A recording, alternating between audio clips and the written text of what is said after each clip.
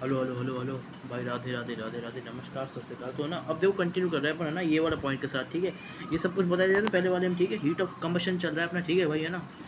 तो देखो ये वाला पॉइंट साथ कंटिन्यू करते हैं ना।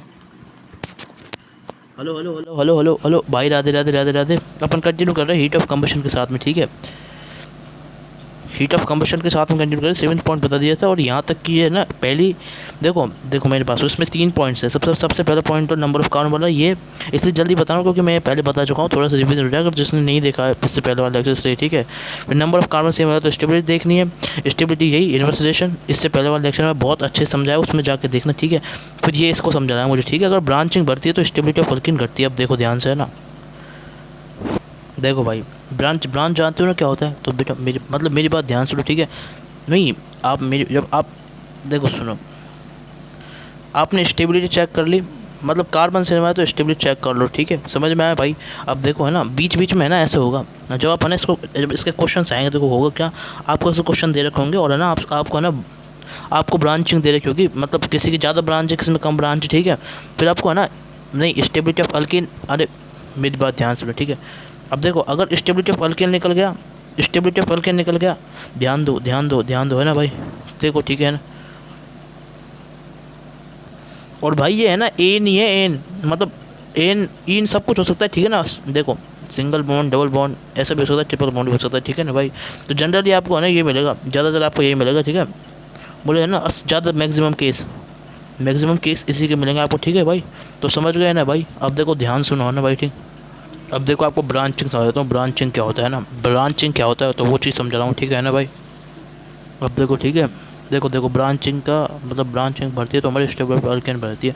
तो वही तो समझा रहा हूँ, देखो क्या होता है, देखो है ना, देखना ध्यान से ना।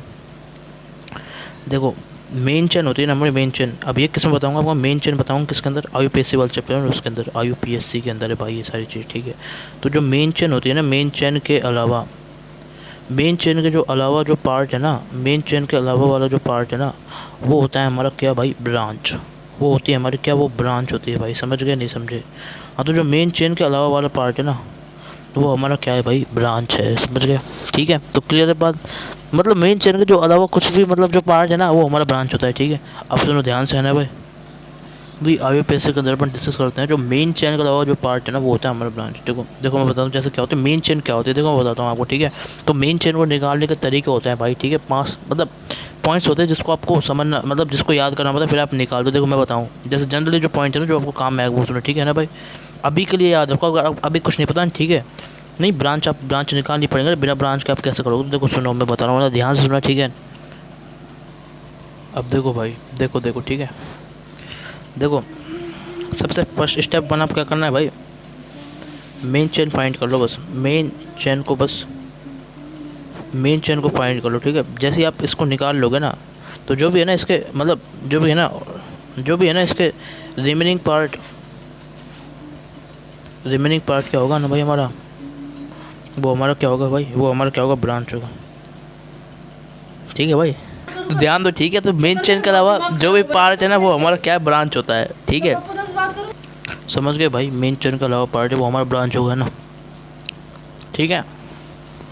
तो मेन चेन आप कैसे निकालोगे, अभी के लिए इतना याद रखो बस, शॉर्टकट और डिटेल किसमें, डिटेल इन IUPAC वाले चैप्टर में पूरी डिटेल है इसकी, ठीक है। अभी के लिए जो याद करो वो याद करो, मैक्सिमम नंबर ऑफ कार्बन, इस शॉर्टकट को याद करो भाई, ठीक है ना भाई। इस शॉर्टकट को याद करो, ठीक है ना भाई, समझ गए। अब देखो मैं बता रहा हूँ, ध्यान सुन लें, ठीक है ना, ठीक है। मैक्सिमम नंबर ऑफ कार्बन होगी वो हमारे क्या होगी, मेन चेन, ठीक है।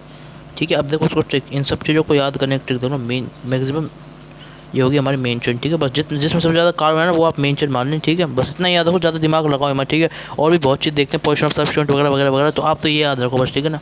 वो हमारी ब्रांच होगी डिटेल IUPAC में, ठीक है। बस मेन चेन वैसे यही होती है, ठीक है ना। अब देखो ध्यान दो, अब आगे कहानी सुनो, ठीक है ना। ये हमारा स्टेप 1 हो गया इसमें, ठीक है। ये देखो स्टार लगा दिया मैंने, अब ध्यान दो, है ना। देखो है ना, अब देखो ट्रिक देखो, ट्रिक जिससे याद करो, ठीक है ना भाई। ठीक है, अब देखो ट्रिक क्या है, ट्रिक देखो, ट्रिक, ठीक है ना। नहीं ये तो मैंने मेन चेन को निकालने के लिए बताया, ठीक है ना भाई, समझ लो ना। अब ध्यान दो ना, स्क्रीनशॉट ले लो यहाँ तक, ठीक है।